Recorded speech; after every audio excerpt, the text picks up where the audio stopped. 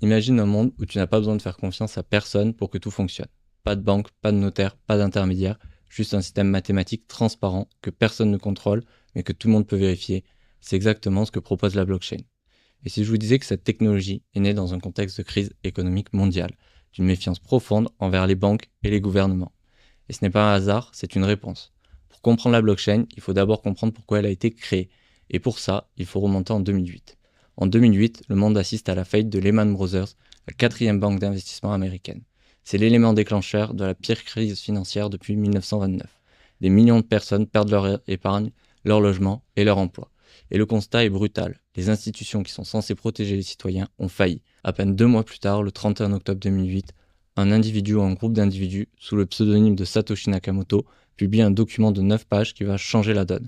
Ce document, c'est le white paper du Bitcoin appelé Bitcoin a Peer-to-Peer Electronic Cash System. En 9 pages, Satoshi propose un système de monnaie électronique qui fonctionne de pair à pair, sans banque, sans État et sans aucune autorité centrale. Et la technologie qui rend tout cela possible, c'est précisément la blockchain. La blockchain, elle n'est pas née dans un laboratoire par curiosité intellectuelle, elle est née d'une colère, d'une défiance et d'une volonté de créer un système plus juste. D'ailleurs, Satoshi a encodé un message dans le tout premier bloc de la blockchain Bitcoin, ce qu'on appelle le Genesis Block ou le bloc de Genèse, miné le 3 janvier 2009. Ce message est un titre du journal britannique The Time de ce jour-là, que l'on peut traduire par le chancelier au bord d'un second plan de sauvetage pour les banques. Et ce n'est pas un hasard, c'est une déclaration d'intention. Maintenant qu'on a le contexte, entrons dans le vif du sujet. La blockchain, c'est une technologie de stockage et de transmission d'informations qui fonctionne sans organe central de contrôle. On le décrit souvent comme un registre numérique, décentralisé, immuable et transparent, dans lequel les données sont organisées, en blocs, chacun étant lié du précédent par un processus de cryptographie. Mais cette définition, aussi juste soit-elle, reste abstraite. Alors décortiquons-la ensemble, mot par mot. Imaginez un énorme cahier dans lequel on inscrit toutes les transactions. Chaque page de ce cahier, c'est un bloc. Et chaque page est numérotée, datée et contient une empreinte unique de la page précédente. Cette empreinte, c'est ce qu'on appelle un hash. C'est une sorte de signature numérique, une suite de caractères générés par un algorithme cryptographique. Le hash a une propriété fondamentale. Si vous le modifiez, ne serait-ce que d'une virgule, dans les données d'un bloc, le hash change complètement. Et chaque bloc contient le hash du précédent. Modifier un seul reviendrait à recalculer tous les blocs précédents, ce qui est techniquement et économiquement quasi impossible, sur un réseau suffisamment grand. Et c'est cette chaîne de hash qui donne son nom à la blockchain, une chaîne de blocs. Mais là où ça devient vraiment intéressant, c'est que ce cahier n'est pas détenu par une seule personne. Il est copié et distribué sur des milliers, voire des dizaines de milliers d'ordinateurs à travers le monde. On appelle ces ordinateurs des nœuds ou des nodes en anglais. Chaque nœud possède une copie intégrale de la blockchain. Quand une nouvelle transaction est proposée, elle est vérifiée et validée correctement par ces nœuds avant d'être inscrite, définitivement. C'est ce qu'on appelle un mécanisme de consensus que nous développerons en détail dans la section dédiée au minage plus tard dans ce cours. Le résultat, c'est qu'il n'y a aucun point central de défaillance. Si un nœud tombe en panne ou est piraté, les milliers d'autres continuent de fonctionner normalement. C'est comme si vous aviez 10 000 copies du même document notarié, tous identiques et surveillés par différentes personnes. Pour falsifier les informations, il faudrait modifier simultanément plus de la moitié de toutes ces copies, ce qui est en pratique irréalisable. Le troisième pilier de la blockchain, c'est son immuabilité. Une fois qu'un bloc est ajouté à la chaîne et validé par le réseau, il est extrêmement difficile, pour ne pas dire impossible, de le modifier. C'est ici que l'analogie avec le système des actes notariés prend tout son sens.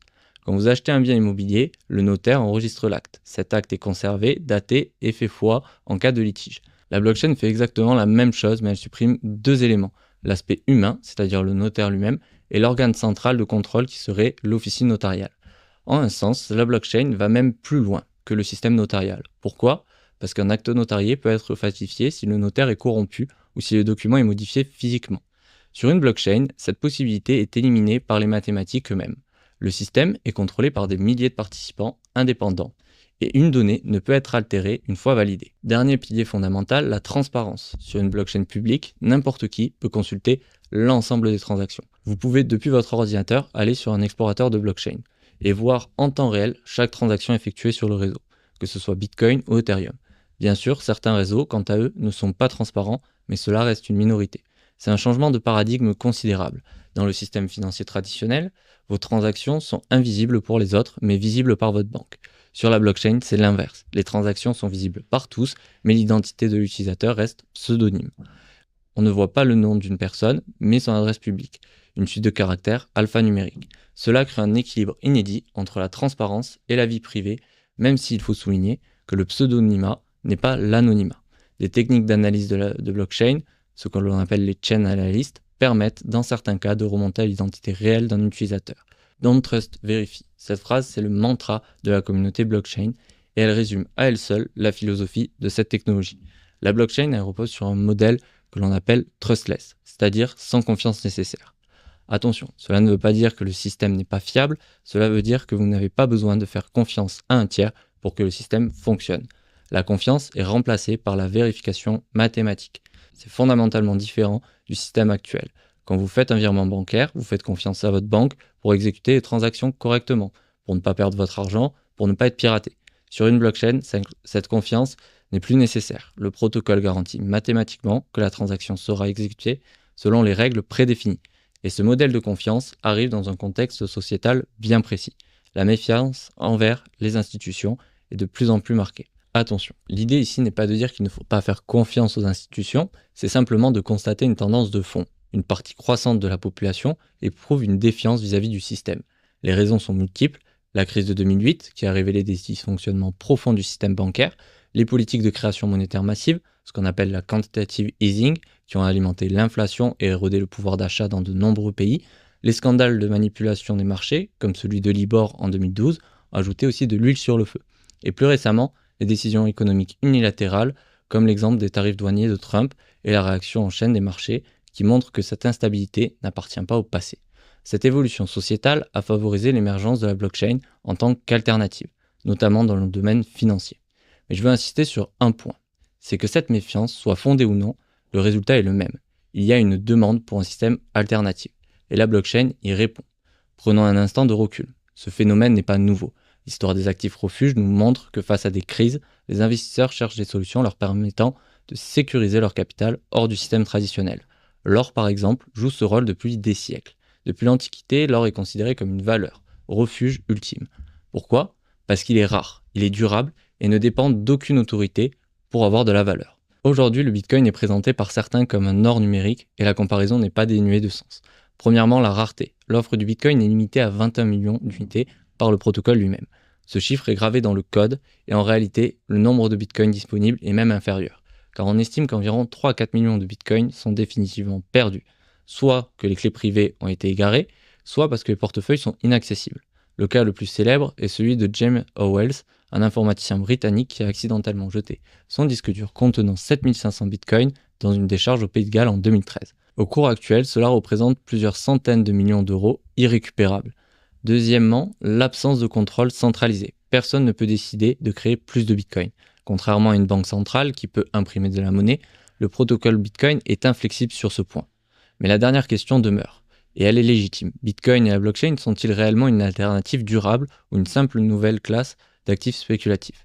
La réponse, honnêtement, c'est que personne ne le sait avec certitude. Mais ce qui est certain, c'est que la technologie blockchain, elle, dépasse largement la question de la spéculation. Elle a des applications concrètes qui vont bien au-delà de la finance, et c'est ce qui fait sa force. Et c'est là qu'on arrive à un point principal que je veux que vous reteniez, parce qu'il vaut tout investissement, tout projet et toute décision financière. Un actif ne peut réussir que s'il répond à un problème concret. C'est un principe fondamental en finance et en marketing. Si vous créez un produit que personne ne veut, il échouera. Si vous investissez dans un actif qui ne répond à aucun besoin, il n'aura aucune valeur à long terme. Ici, la blockchain a trouvé sa place, apportant une réponse à une problématique de confiance envers les institutions financières et monétaires. Que cette méfiance soit fondée ou non n'est même pas la question. Le besoin existe et la blockchain y répond. C'est ce qui lui donne sa valeur fondamentale. D'ailleurs, quand on parle de blockchain, beaucoup de gens pensent uniquement au Bitcoin. Mais la blockchain, c'est bien plus que ça. Au-delà des cryptoactifs, le cas d'usage dans la finance sont multiples. On peut citer par exemple les stablecoins et la tokenisation des actifs qui offrent une alternative aux monnaies traditionnelles tout en limitant la volatilité. Un stablecoin, c'est un actif numérique dont la valeur est adossée à une monnaie réelle, comme le dollar, et cela permet les avantages de la blockchain, avec la rapidité, la transparence, la décentralisation, sans subir la fluctuation du prix, comme le Bitcoin ou Ethereum. Il y a aussi la finance décentralisée, que l'on appelle la DeFi, qui vise à offrir des services bancaires classiques, prêts, emprunts, épargne, assurance, et tout ça sans intermédiaire. On en reparlera dans la section dédiée plus tard dans ce cours. Et plus fondamentalement, La confiance dans le système repose sur la traçabilité et la transparence qu'offre la blockchain dans la gestion des actifs financiers et des transactions. Chaque mouvement de fonds est enregistré, horodaté et vérifiable par n'importe qui. Mais attention, et c'est un mais important, la blockchain n'est pas non plus une solution magique. Elle soulève des nouveaux défis qu'il est essentiel de connaître pour garder un regard lucide. Le premier défi, c'est la réglementation. Quelle place accorder à la blockchain dans le système financier actuel? Les gouvernements oscillent entre volonté de réguler et peur de brider l'innovation. En Europe, par exemple, on a le règlement MiCA, le Market in Crypto Asset, qui est entré en application. C'est la première tentative d'un cadre réglementaire unifié pour les cryptoactifs. C'est un signal fort et les institutions prennent la blockchain au sérieux. Mais la question de l'équilibre entre protection des investisseurs et liberté d'innovation reste ouverte. Le deuxième défi, c'est la scalabilité et l'adoption de masse. Peut-elle réellement supporter un usage massif tel que le font les institutions à l'heure actuelle? Pour vous donner un ordre de grandeur, le réseau Visa traite en moyenne 65 000 transactions par seconde. Le réseau Bitcoin, dans sa configuration de base, en traite 7 par seconde. Ethereum, après ses mises à jour, peut monter à 30 par seconde. Ce sont des ordres de grandeur qui montrent le chemin qu'il reste à parcourir. Deux solutions existent, comme les technologies de Layer 2, dont nous parlerons dans un prochain chapitre, mais le défi est réel. Il existe enfin un troisième défi qui est peut-être le plus profond et le plus troublant, celui de la centralisation déguisée. Regardez les acteurs dominants de l'écosystème aujourd'hui. On a Binance, Coinbase, l'Ethereum Foundation et désormais même des géants de la finance traditionnelle comme BlackRock qui proposent des ETF Bitcoin. Ne produisent-ils pas à leur manière le schéma centralisé qu'ils prétendent combattre? C'est ce que l'on appelle le paradoxe de la décentralisation. Un système conçu pour éliminer les intermédiaires finit par en recréer des nouveaux, souvent plus puissants car ils sont moins régulés que les anciens. C'est un sujet de débat majeur dans la communauté et c'est une question que vous pouvez garder en tête tout au long de ce cours. Pour conclure cette première section, retenez ceci. La blockchain est un outil puissant et une innovation technologique majeure qui propose un nouveau modèle de confiance, de transparence et de décentralisation. Mais comme tout actif financier, comme tout outil technologique, elle doit être analysée sous l'angle des fondamentaux. À l'image de l'or, elle peut être perçue comme une réserve de valeur, mais elle reste encore sujette à des défis technologiques, économiques et réglementaires qui détermineront son avenir. Il est essentiel d'adopter une vision pragmatique, ni naïve, ni cynique, comprendre les forces de la blockchain sans ignorer ses limites. C'est exactement ce que nous allons faire tout au long de ce cours.